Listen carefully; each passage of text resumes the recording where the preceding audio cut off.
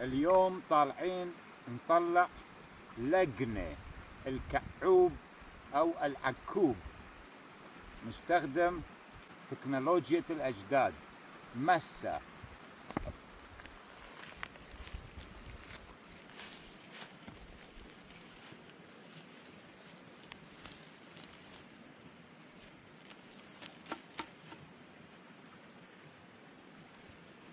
نظفها شوية،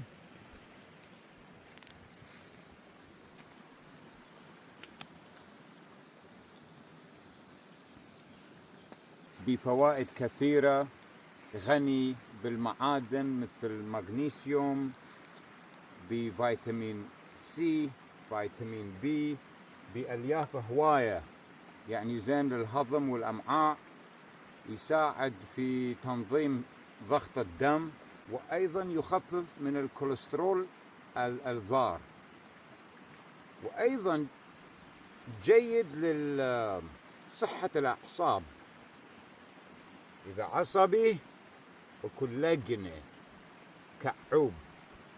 هسه نطلع الصغار، إذا شوية كبير وبالورد البخوخة هذا نعوفه حتى يصير سسي. السسي البذرة، بذرة الكعوب، بعدين نجي نطلعها وناكلها كبذرة. الآن ناكلها كنبات، وفي طرق هواية للتحضير. إن شاء الله راح نشوفكم شلون نحضر أحد الأكلات. خلينا نشوف ايش عندنا بعد.